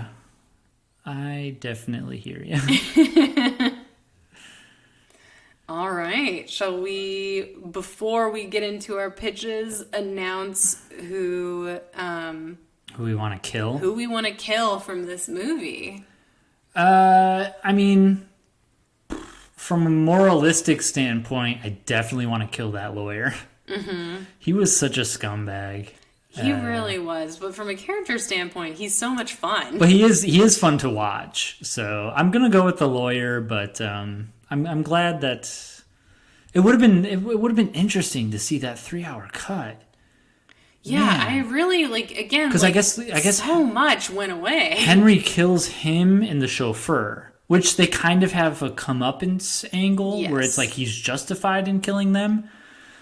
But then it's just so bizarre how the ending of that movie was supposed to be interpreted that he just like accepts his fate as like a punishment. Just what a weird movie. A punishment to be with Henrietta, who really did nothing wrong except discover a new species of plant and name it after him. That poor lady. And maybe she gets crumbs on her lap, but you know, some of us that happens, okay? Yeah. We're still good people, Henrietta and I. I think, who would I kill from this movie? I would probably kill the housekeeper, because not only does she swindle Henrietta out of all her money, she makes it very clear to Walter Matthau that she is down to clown. Oh, yeah, so that was weird when she was winking at him. She keeps winking at him. Yeah. So it's like this woman steals Henrietta's money, and she wants to steal her husband, and she gets the entire household in on her scam. But it was the lawyer scam. But they all went along with it. So yeah, I would probably kill the housekeeper or the lawyer. Gotcha. Yeah, good call. So I'm curious as to how you're gonna horrorize this movie. So this is the one where we may have to finish off with some improv. Sure. But the some title... Some last minute rewrites, some yes-anding. Gotcha. The name of this new film is called Flytrap. Okay, yeah. That's really cool. I don't have a title for mine. I stuck with the botany theme. Yeah. So, like the original movie, Henry is a rich ne'er-do-well who suddenly loses all his money, so he has to marry rich to maintain his lifestyle. And then after trial and error, he finds the clueless and rich botanist Henrietta to be the perfect mark. They get married after a whirlwind courtship, but things start to get weird when Henry gets to Henrietta's house. The entire staff acts like zombies, and they have a green tinge to their skin. Henrietta has no rules for Henry, except that he can't go into the room with the red door. Whoa. So it's kind of like a reverse Bluebeard situation. Every now and then, Henry observes staff going through the door and coming back out greener and more zombie-like. Henry ignores this for the most part because he's working on plans to kill Henrietta. He goes to the gardener to see if he has any toxic weed killers he can use on Henrietta, but stops short of the greenhouse when he sees the gardener yelping while pulling out leaves growing out of his fingers. Ooh. As the gardener pulls out the leaves, his hands bleed dark greenish blood. Gross. So it's also any chance to get some Cronenbergian elements in there. Gotta take him. So that's Act 1. Now we've got Act 2 is Henry just starting to, now his eyes are open. He's noticing all that weird shit that's going on with the staff. And he's seeing like bloody leaves stashed in a way. And his solution is to fire everyone and tell Henrietta that they were stealing her money. He does this and puts a new staff in place. But within a week, they start to show the same symptoms as the previous staff. And Henry knows that whatever is going on is behind that red door to the room he's forbidden to go into. I bet. He's got to go in that room, guys. So now we get to the final act. Henry cannot take it anymore, and when Henrietta is away, he goes into the room, and inside he finds a giant carnivorous plant has taken over a corner of the room, Little Shop of Horror style, with vines and branches extending outwards. And then there's also like the drained husks of former servants on the floor, like they're like deflated skin bags or something like that. So now Henry knows the truth. He turns to leave the room, and then Henrietta appears, and it all comes out exactly what he planned to do to Henrietta, and we learn that Henrietta knew the whole time. And the plant grabs Henry, and we learn that Henrietta was actually using Henry too because she wanted to find the perfect male avatar for her carnivorous plant's sentient brain. And so the carnivorous plant inhabits Henry's mind, and the plant and Henrietta live happily ever after. And maybe like there's like a side plot or like a B plot with the butler also trying to figure it out because he loves Henry and he wants to save him, but then he's too late, you know. But yeah, I would end it with a bummer ending. Henry dead, the plant taking over him, and being Henrietta's ultimate mate. Because I think even though she wants to bone down with Henry, she loves plants more than people. Oh, yeah, for sure. Yeah, she's she definitely would prefer plant Henry over human Henry any day of the week. Oh, yeah. Yeah, I like it. It's very body snatchers. Yeah. Yeah, that's neat. I don't have a title for mine, so I'll just go with the unused one that I did use last week, which is Till Death Do Us Part. Oh, well, that works for this. Sure, why not? So basically the same thing, which is Henry. He's a very spoiled, rich playboy, very much a party guy. Henrietta, who's a botanist from a rich family. In mine, I'm just going to go with a sort of arranged marriage type thing. Like they're both from such high-class societies that they have an arranged marriage. So things aren't really great after the marriage because Henry is very much a partier. He's very disruptive. He's disruptive to the house staff. And the house staff don't like him. So the house staff decides that they're going to get together and they're going to kill Henrietta and blame it on Henry. Oh, shit. Yeah. So Henrietta sort of bribes Henry into going to the Adirondacks for their honeymoon. You know, she's kind of like, if you go with me to the Adirondacks, I'll buy you that super fancy car you like or something. A new He's Ferrari like, that doesn't break down. Yeah, every time he drives it. And so that's kind of the Act 1 sort of thing. And so then Act 2 is them in the Adirondacks, and Henrietta is busy working, and Henry is miserable. You can sort of get away with a couple little gags there and stuff, sort of lighten the mood. But then Henrietta slowly starts feeling ill. Eventually she starts throwing up blood, and she suspects she's been exposed to something. However, No. Henry finds a diary in his tent that is from his point of view about how much he resents Henrietta and his plan to kill her by poisoning her. They're framing him. Yeah. So he goes out and he throws the book in the fire, and like he's very confused and flustered and he doesn't know what it is. But then we see a shot from like someone's binoculars and someone's watching him. So then the next day he's out with Henrietta, and she suggests that they get the canoe and they go downstream and they leave early. But just as they're loading all their equipment into the canoe, she's shot with an arrow. No. Whoa. So like there's chaos. Half of their equipment goes missing or overboard. They got to get into the canoe. There's a bunch of mishaps. Arrows are flying everywhere. They don't know what to do. Henry's not very like... he's not like a manly man. He's very much a party guy. So he doesn't like, he's not very good at rowing and swimming and all that stuff. Neither is Walter Matthau. And so then they end up going over a waterfall, and they're on the other side of the river. So whoever's hunting them, they're like, you know, there's a delay in them finding them.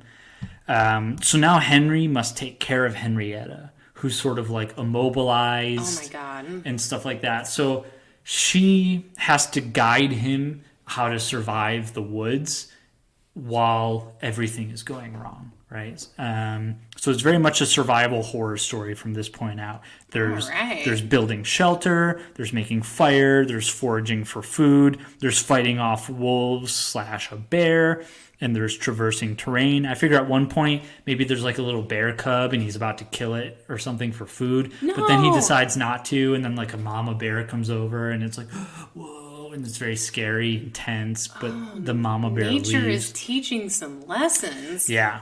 There's like traversing terrain type stuff where maybe they have to like go over a ravine and he's got to like rig up some sort of pulley system to get her like over. Sam Worthington in Rogue. Yeah, just like that. No crocodiles in the Adirondacks, but and then at one point they find a park ranger and they're saved, but then the park ranger is killed, so they have to retreat. And this is where Henry sort of snaps and he's got to start fighting back Rambo style. They drew first blood. They drew first blood. And so then, he makes very primitive weapons and traps and stuff. And, there's just a really awesome 10 minutes of him killing all the staff, the house staff people as they're like... yes. Going through the woods. So he kills all of the house staff except for the main leader, the head lady. Oh, yeah.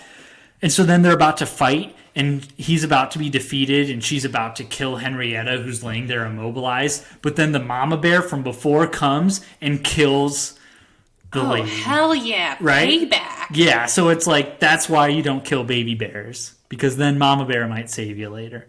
So then,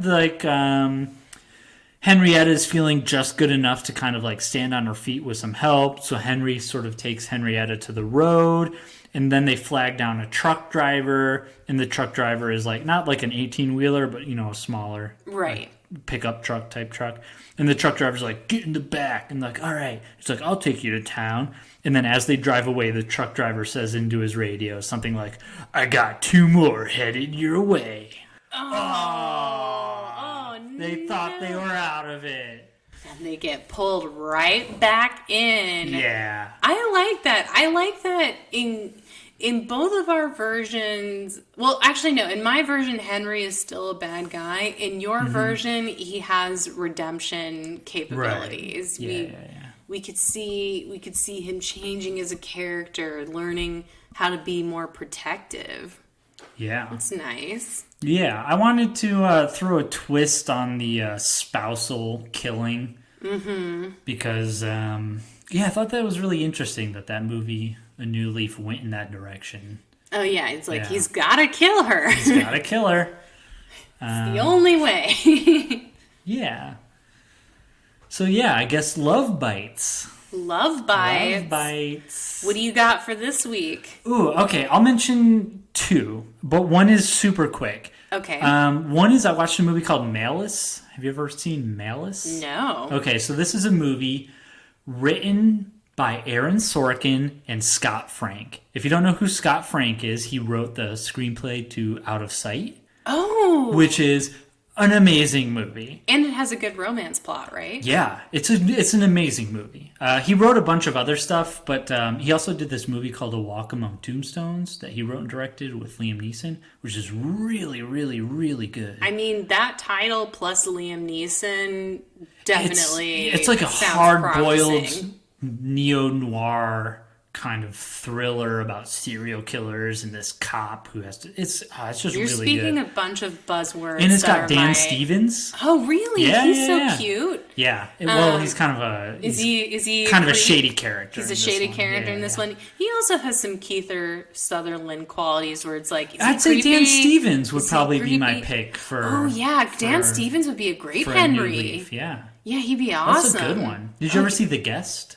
No, but I heard about It's it. a pretty good movie. But yeah, so it's called Malice. Malice. And it's got Bill Pullman, Alec yes, Baldwin, love Bill and Nicole Pullman. Kidman. Oh yeah. And it's about, I don't even want to describe it, but at one point in the movie, I watched it because we were on this doctor kick, and Alec Baldwin plays a doctor in it, and it's about this like malpractice type of lawsuit thing going on. And in it, How Phibesian. oh yeah, in it, Alec Baldwin is under trial. It's like a deposition, so they're not in a courtroom, but they're in a deposition where Alec Baldwin performed a surgery on Nicole Kidman, and his surgery is being called into question. And Nicole Kidman's lawyer asks Alec Baldwin, "Do you have a God complex?"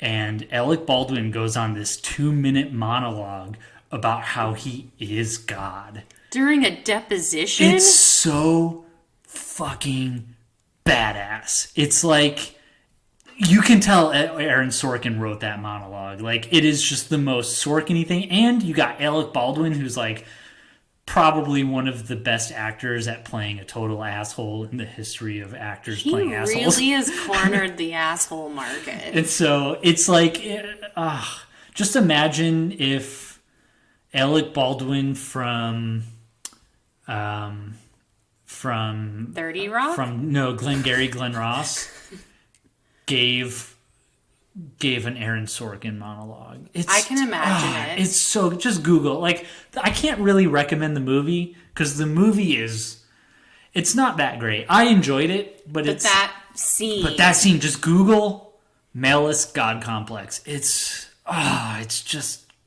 gravy. It's gravy. But the other movie that I saw that I wanted to mention, because you're always mentioning catnip. Yeah. Like, what is our catnip? I'm a huge Kurt Russell fan, and I'd never seen the movie Executive Decision. Oh. So I finally sat down to watch Executive Decision. Unfortunately, one of the big twists of the movie was spoiled for me early. Like, it's one of those things where it's like, oh yeah, It's such an old movie that Right. no one cares anymore about spoiling it. Right. So I'd say go in cold if you can. Okay. Because there's something that happens that's kind of shocking, that's kind of cool. But a lot of this movie takes place. It's kind of Air Force One-y, where these army commando people have to like get onto a plane that's being held hijacked, and there's plenty of twists and turns. Sounds perfect for Kurt Russell. Oh, Kurt Russell doesn't play like the hero in it. He plays the sort of like, he doesn't play the Snake Plissken badass hero. He kind of plays like the more reluctant, backed into a corner hero.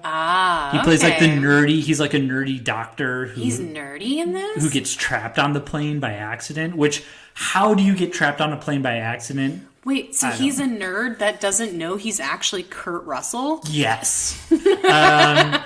But like part of the movie involves a plane that's like a stealth prototype that's specifically designed to create a tunnel to another plane so that they can sneak on from one plane to another without getting detected. Oh, this sounds like there's some great stunts in this movie. So good. But the thing that is my catnip is procedures, right? So like how they have to fly the plane at just the right altitude underneath the other plane, then get into the right spot, and then attach the tunnel, and then go up and undo the one hatch and pressurize the tunnel, and then go in. Like, the whole sequence is like a 20-minute yeah. sequence, and it's just procedures. And Oliver Platt is in it, which is nice. great. So Oliver Platt plays the sort of scientist who designed the airplane, the stealth airplane, and it's just, it's a lot of like, turn the left wing 14 degrees, copy that, turning the left wing 14 degrees, and then you see the wing turn. Yeah, and then like once they attach to the plane starts moving, and they're like, we're gonna detach. No, keep it together. And it's like, it's just a lot of that stuff. And like there's one point where they have to like hack into the one plane's systems, or they have to like is this an 80s movie? No, I think it's 90s. Or 90s, but hacking was a great procedure so point in a lot of early 90s movies. But, and then there's this great thing at the end of the movie that is like so cliche, but it's so, because by the... But it's satisfying. It's set up at the beginning of the movie, but then you completely forget about it by the end of the movie because there's so many twists and turns. But then when they do the thing that's so cliche, you're like, oh, of course they had to tack on another 20 minutes to this movie. That's perfect. That sounds great. Kurt Russell is... Oh, and Halle Berry's in it. Oh, Halle Berry? Yeah, she plays one of the flight attendants. Ooh. Yeah. It's a really good standard 90s action movie that's made even better by the fact that Kurt Russell's in it. That honestly sounds great. Yeah. I want to watch the Malice monologue for sure, but I've got to see Executive Decision. Mm-hmm. Yeah. Oh, and at one point, one of the characters, right, because it's like a bunch of army people talking about the plane, at one point they have to make a big decision. Executive decision? They have to make a big decision about the plane, and the character says, call the president. This is an executive decision. Fuck yeah. Fuck yeah. That is like that's the catnip right that there. I can that's see the that. Ultimate film lover catnip is when they say the title. Yeah, that is true. And I feel like I'm learning so much about you. Like it makes so much more sense now why you love the Mission Impossible movies, because they're procedure porn. Pure procedure, yeah. It's procedure porn. Yeah. Yeah, like I feel like procedure porn is action movies, and then rom-coms and like to do competency porn, right? Like seeing a woman who's like ultra competent at her job. She's so good. It's also why solving I love all problems. I'm a huge fan of like crazy movies like you. Like I'm not huge into realism, but I love Michael Mann, who's like sort of an ultra realist, like getting all those nitty-gritty details down.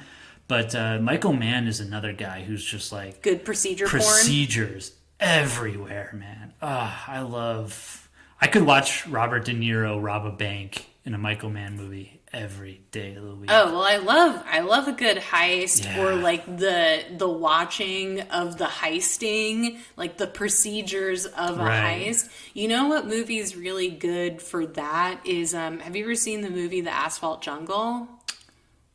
I don't know if I have or not. It's an old noir movie. Yeah. It's like one of Marilyn Monroe's first roles. Oh, I haven't seen it. But it's all about this jewel heist and their organizing of the heist, and they depict the procedure of getting into the bank, and there's like a box man, a safe cracker, and you see like his whole procedure for opening the safe. It's like I gotta watch it now. Yeah. No, I think you'd like it, and then because it's an old movie, I think Sonia's probably already seen it. But it's like if you want to see like early procedure movie, Asphalt Jungle. That's like when we saw that for the Noir City or whatever. Yeah. When we saw Armored Car Robbery. Oh my God, Armored Car Robbery. That was like the prototype to Heat. That movie is amazing. Armored Car Robbery was an interesting movie because I usually can't get Doug to go to movies with me,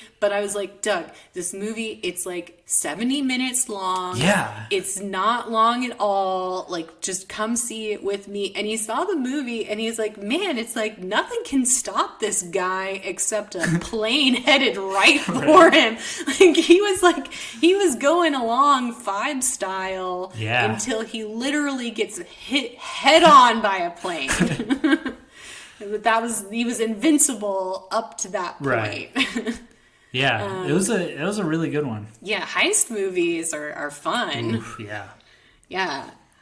All right. How about you? What's your So love my bite? love bite, or bites plural, after watching Phibes, the opening music that he does in the movie is composed by Felix Mendelssohn, and then I did use Mendelssohn as a plot point in my pitch.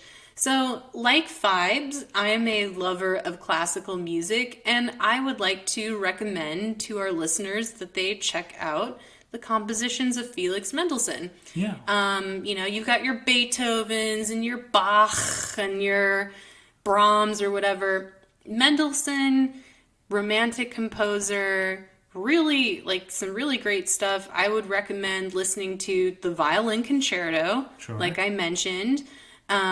Also, Mendelssohn has the Scottish Symphony, which is also really good. I don't know much about Mendelssohn's organ works other than the piece that Phibes played, so I can't recommend any of that. But if you like classical music or you want to like classical music, Mendelssohn is a great composer.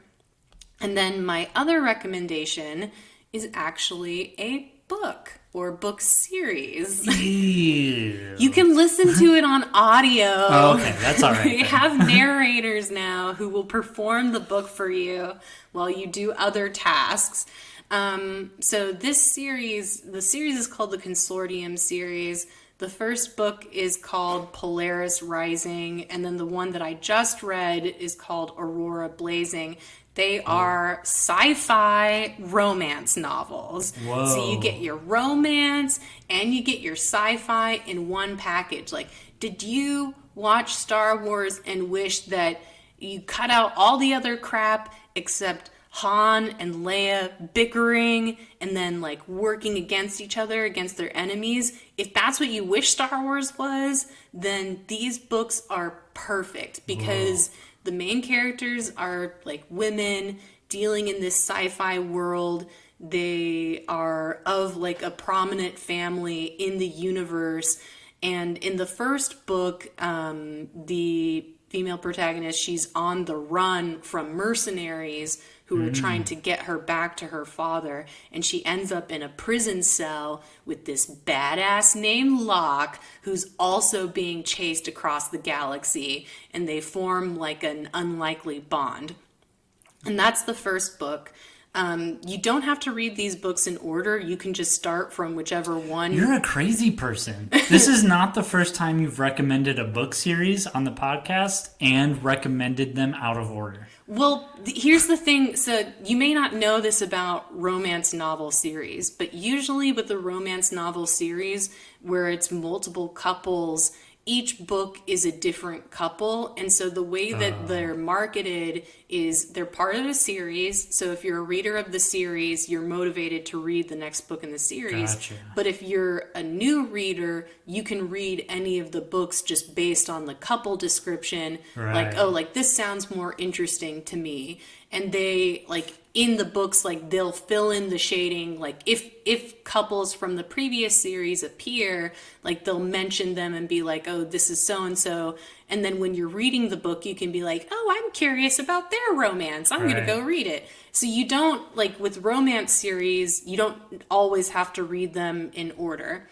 So the first book is all about these two against the universe, fighting off mercenaries and stuff like that. It's so much fun. Like if you like sci-fi stuff, like it's got like a lot of great sci-fi world building, but like spoiler alert, there's also sex in it. Ew. Ew, we don't like that. We just want to see virginal Luke Skywalker traipse across the universe. Maybe a little innocent kiss with his sister, you know. Just one sister kiss. But the book that I just read, Aurora Blazing, this one is the sister of the character of the previous book, and she is trying to find her brother who's been kidnapped. And then her love interest is the head of security for their family, and he's also trying to find the brother. And so they kind of for like different reasons. well, no, for they're trying to find him for the same reason to save him, but like, you know, like this guy, he's like, oh, she's just like some space princess, basically. But no, she's really a badass. And so that at first they're fighting with each other, but then they're working together to find the brother. And it's like a mystery of like, where did he go to? And like, how do they extract him? I feel like these books would make an awesome video game. Sure. Like Mass Effect has some like dating and love elements in it too, where like part of the game is forming a relationship with one of the characters of your party. I feel like if I were product managing the game based on these books, I would make it half dating sim, where you have to like strengthen your relationship with your love interest, and then the other half like co-op shooter. Yeah. Because like there's like constantly scenes of them like shooting out of places and stuff like that, and like great, like good action scenes. So Aurora Blazing and Polaris Rising from the Consortium series. I highly recommend it. That sounds interesting. Yeah, I think it's a good, like, if you were trying to trick your boyfriend into reading a romance novel, I feel like I might slide them this one. Yeah, I could probably be easily tricked into reading that. All right. Well, 1971. We have definitely covered that year. And I hope that we'll do more years in the future. Yeah, or more years in the past. Or more years in the past. Touche. Yeah. All right, groovy dudes and gals. Until next time. Bye. Bye.